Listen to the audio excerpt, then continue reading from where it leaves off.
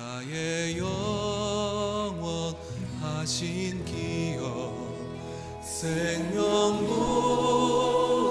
귀하다. 나의 갈 길 다가도록 나와 동행하소서. 주께로 가까이 주께로 가오니 나의 갈 길 다가도록 나와 동행하소서. 세상 부귀 아니함과 모든 명예 버리고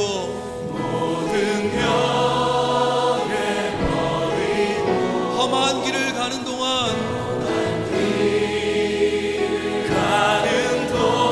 나와 동행하소서. 주께로 가까이 주께로 가오니 나의 갈 길 다가도록 나와 동행하소서. 어두운 골짜기 지나가며 험한 바다 건너서 천국문에 이르도록 나와 동행하소서.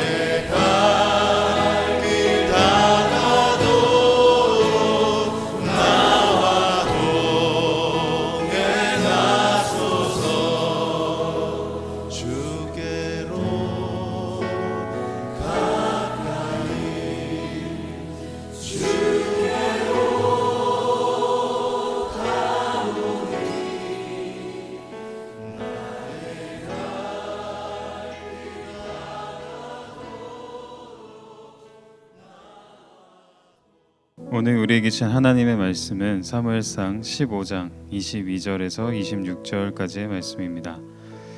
사무엘이 이르되 여호와께서 번제와 다른 제사를 그의 목소리를 청종하는 것을 좋아하심 같이 좋아하시겠나이까. 순종이 제사보다 낫고 듣는 것이 순양의 기름보다 나으니 이는 거역하는 것은 점치는 죄와 같고 완고한 것은 사신 우상에게 절하는 죄와 같음이라. 왕이 여호와의 말씀을 버렸으므로 여호와께서도 왕을 버려 왕이 되지 못하게 하셨나이다 하니 사울이 사무엘에게 이르되 내가 범죄하였나이다. 내가 여호와의 명령과 당신의 말씀을 어긴 것은 내가 백성을 두려워하여 그들의 말을 청종하였음이니이다. 청하오니 지금 내 죄를 사하고 나와 함께 돌아가서 나로 하여금 여호와께 경배하게 하소서 하니 사무엘이 사울에게 이르되 나는 왕과 함께 돌아가지 아니하리니 이는 왕이 여호와의 말씀을 버렸으므로 여호와께서 왕을 버려 이스라엘 왕이 되지 못하게 하셨음이니이다 하고. 아멘.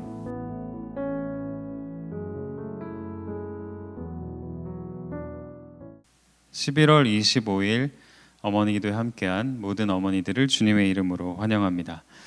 지난주는 추수감사주일이었죠. 추수감사주일을 보내고 우리는 교회력으로 한 해의 마지막 주간을 지금 보내고 있습니다. 돌아오는 주는 대림절 첫 번째 주일인데요.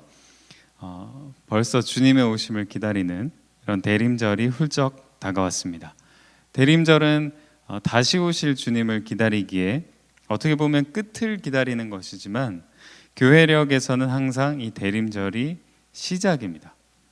늘 새롭게 시작하지만 언제든 다가올 끝을 기다리는 우리 그리스도인의 신앙과 닮아 있다고 할 수 있겠죠.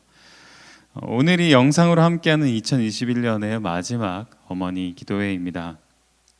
우리가 최종 모임은 상황이 허락한다면 오프라인 모임으로 갖고 또 상황이 어려우면 줌으로 그렇게 하도록 하겠습니다. 정확한 날짜는 12월 중에 하루를 선택해서 이렇게 마무리하도록 하겠습니다. 지난주에 우리는 순수했던 청년 사울의 모습을 함께 살펴보았는데요. 우리가 다 잘 알다시피 사울은 시작과 끝이 매우 다른 사람이었습니다. 시작은 순수하고 겸손하며 하나님의 영에 감동된 그런 사람이었는데 그의 끝은 다윗에 대한 병적인 질투와 폭력과 또 정신 착란 증세까지 보이게 되는 완전히 무너진 삶이 되어버렸죠. 신앙적으로는 하나님으로부터 버림받아서 하나님과 이 대화의 그 통로조차 막혀버리는 그런 상황에 처하게 됩니다. 한때 정말 한때 그토록 순수하고 하나님의 영에 감동돼서 온유했던 청년 왕 사울이 어쩌다가 하나님께 버림을 받고 비참한 말년을 보내게 되었을까요? 사무엘상에서는 사울이 이 첫 마음을 잃어버리고 조금씩 변하게 된 과정을 몇 가지 사건을 통해서 설명하고 있습니다. 오늘은 그 중에 좀 핵심적인 것만 뽑아서 살펴보도록 하겠습니다. 사울이 하나님으로부터 버림받게 된 과정에는 두 번의 전투가 있는데요. 첫 번째는 블레셋과의 전투였고 두 번째는 아말렉이라는 민족과의 전투였습니다.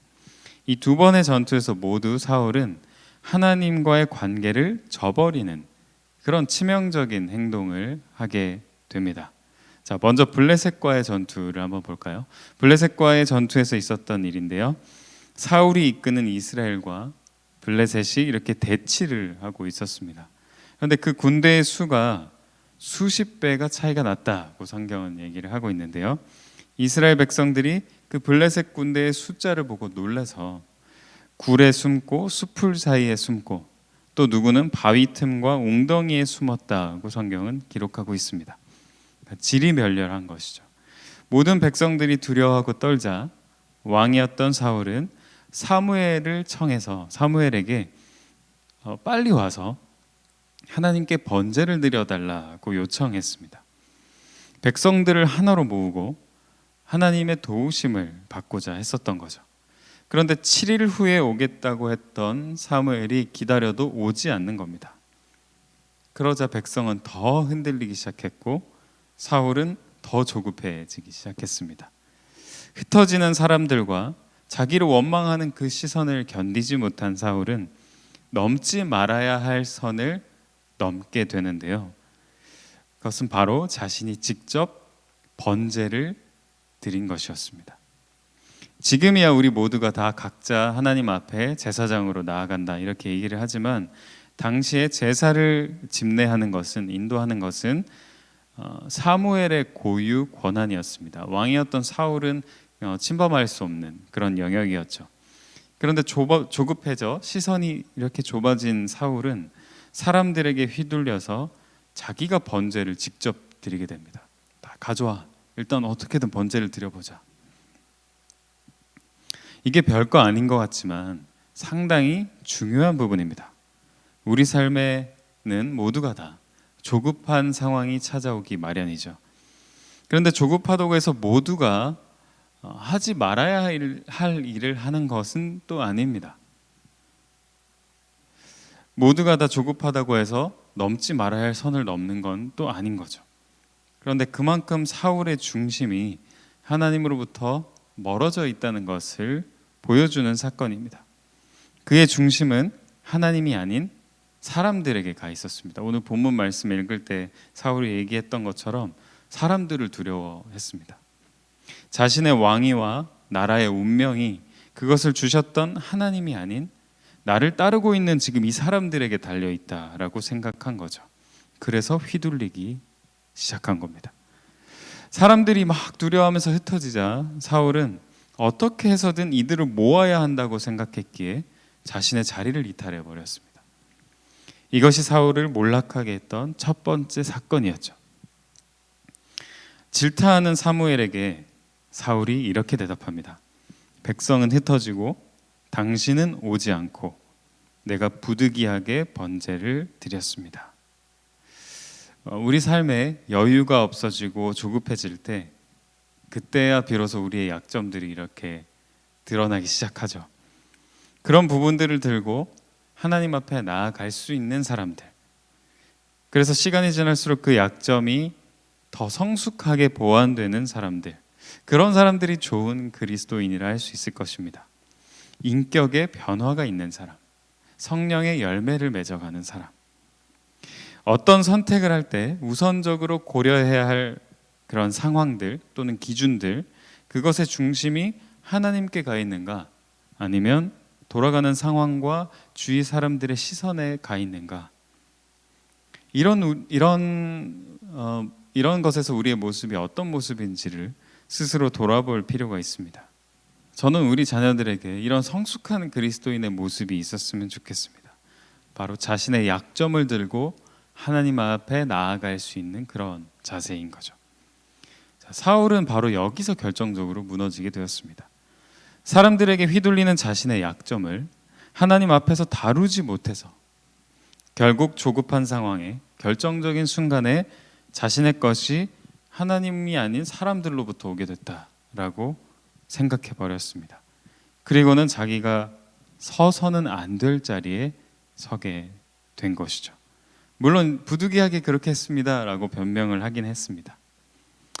자, 이게 왕이 된 지 2년째 되던 사울의 모습이었습니다. 생각보다 그렇게 오래 지나지 않아서 사울이 변했다는 것을 우리는 알 수 있죠. 자, 두 번째 전투는 아말렉이라는 민족과의 전투였습니다. 자, 이 아말렉은 모세가 이스라엘 백성들을 이끌고 광야에 나왔을 때 이스라엘 백성들을 공격했던 그런 민족이었죠. 그래서 하나님이 그때를 기억하고 이 민족과 전쟁을 통해 그들을 치라하고 말씀하셨습니다. 사울에게. 그리고 어떤 것도 취하지 말고 다 없애버리라고도 명령을 하셨죠. 그런데 사울은 승리 후에 좋지 않은 물건들, 병든 가축들, 하찮은 것들은 다 없애버렸지만 기름지고 실한 것들, 그리고 값진 물건들은 뒤로 빼돌리게 되죠. 그때 하나님이 그 모습을 보고 사무엘을 통해 그에게 이렇게 말씀하십니다. 내가 사울을 왕으로 세운 것을 후회한다. 그가 도무지 나를 주인으로 생각하지 않는다. 그가 저런 작은 것들에 집착하여 조금 더 부유하고자, 조금 더 안락하고자, 조금 더 즐기고자 그 모든 것들의 출발인 나를 자꾸 무시한다. 나를 자꾸 인정하지 않는다. 그와는 도무지 소통이 안 된다. 그렇기에 나는 그를 왕으로 세운 것을 후회한다. 자, 사무엘이 하나님의 이 말씀을 가지고 사울에게 가서 다 멸하라고 했지만 왜 당신은 좋은 것들을 남겨두었습니까? 이 가축들의 울음소리는 무엇입니까? 라고 따지자 사울이 이렇게 대답하죠. 내가 하나님께 제사를 드리려고 좋은 것들을 따로 선별했습니다. 이게 또 변명이죠. 되게 미꾸라지처럼 이렇게 잘 빠져나가기만 하고 능청스러워진 사울의 모습을 우리는 보고 있습니다. 그가 왕이 된 지 몇 년 사이에 너무나도 다른 사람이 되어 있다는 것을 살펴볼 수 있죠. 저는 우리의 자녀들이 조금은 서툴더라도, 그리고 조금 돌아갈 수 있을진 몰라도 책임 있는 신앙인이 되었으면 좋겠습니다. 요리조리 빠져나가기만 하고 말을 지어내서 위기를 모면하고 또 이 사람을 속였다가 또 저 사람을 속이고 이 앞에서는 이렇게 얘기했다가 돌아서선 저렇게 얘기하고, 그런 약삭빠른 모습이 아니라 우직하고 신뢰가 있는 사람이기를 바랍니다. 그것이 제가 이제 읽어드릴 이 사무엘의 유명한 말씀과도 연결이 되어 있는데요. 22절과 23절 말씀입니다. 사무엘이 이르되 여호와께서 번제와 다른 제사를 그의 목소리를 청종하는 것을 좋아하심같이 좋아하시겠나이까?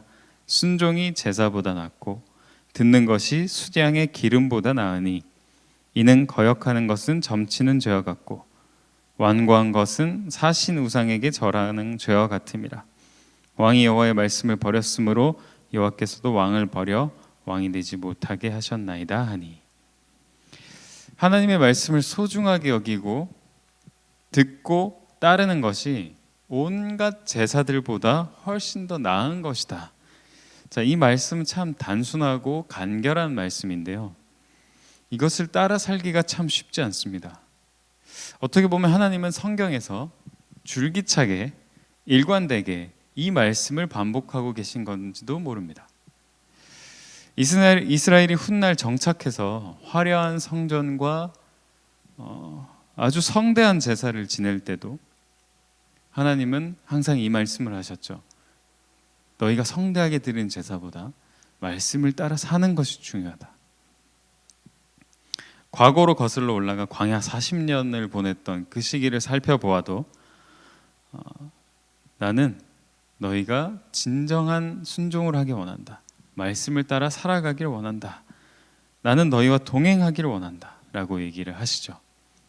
또 시편의 어느 구절에는 너희가 날 위해서 뭘 해주기를 노력하지 마라. 나는 그것보다 너희와 동행하기를 원한다 라는 말씀도 있습니다. 순종이 빠진 예배는 점치는 것과 같다. 순종이 빠진 교회는 주술을 부리는 집단과 다를 바 없다 라는 이 말씀을 주목할 필요가 있습니다.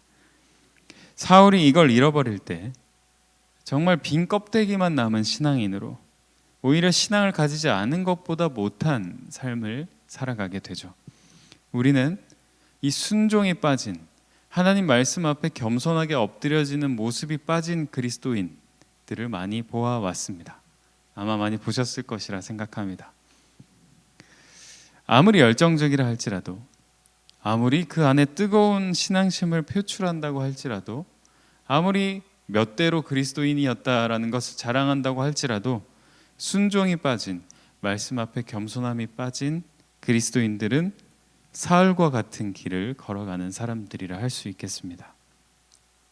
우리 자녀들이 이런 길에 서지 않도록 하나님과의 관계라는 이 핵심을 잘 붙들 수 있는 자녀들이 될 수 있도록 기도해 주시기 바랍니다. 오늘은 사울의 변질된 모습을 우리 자녀들을 위한 반면교사로 삼으면서 몇 가지 기도 제목을 나누었습니다. 모든 자녀들이 사울의 길이 아닌 다윗의 길을 가기를 주님의 이름으로 진심을 담아 바라겠습니다. 계속해서 기도하며 나아가겠습니다. 먼저 말씀을 생각하며 기도하겠습니다. 자신의 약점을 하나님 앞에 들고 나갈 수 있는 사람이 되게 하시고 하나님 앞에서 자신의 연약함을 다룰 수 있는 훈련을 받게 하옵소서. 순종이 제사보다 낫다는 이 성경의 핵심 원리를 삶 속에서 꼭 붙잡을 수 있게 하시고 그것이 우리 자녀들의 신앙의 중심에 놓여지게 하옵소서.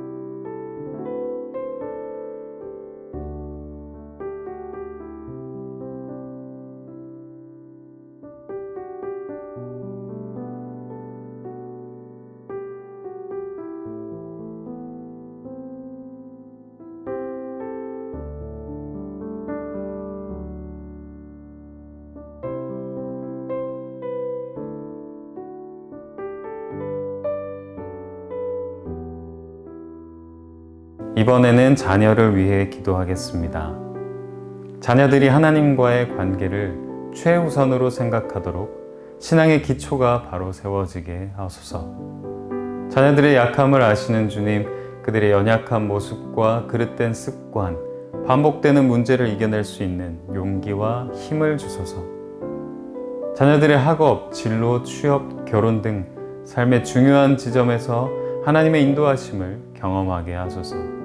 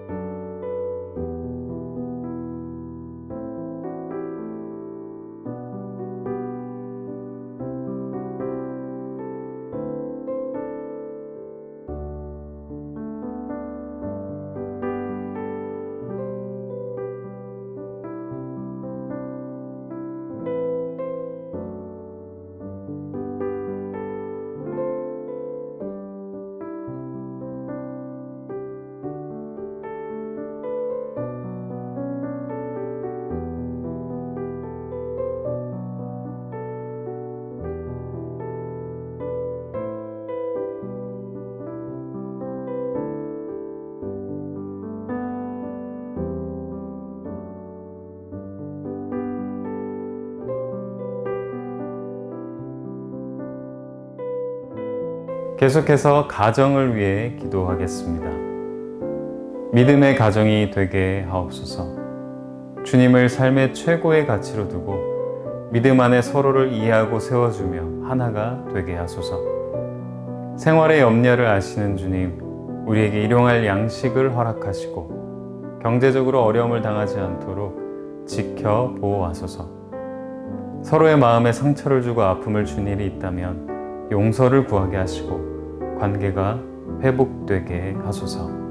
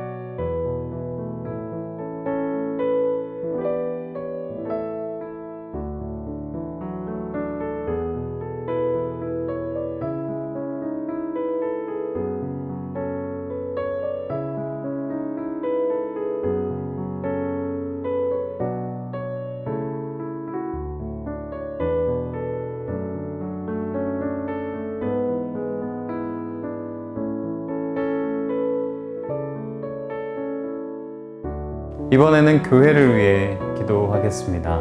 한 사람 한 사람이 말씀 앞에 바로 서서 자신을 낮추는 교회가 되게 하소서. 자신보다 남을 더 낮게 여기며 겸손한 공동체가 되게 하소서. 코로나로 공동체성이 사라져가는 교회를 붙드시고 각 사람의 신앙이 무너지지 않게 지켜주소서. 대림절을 통해 이미 오신 주님께 감사하고 다시 오신 주님을 기다리며 우리의 신앙을 점검하는 교회 되게 하소서.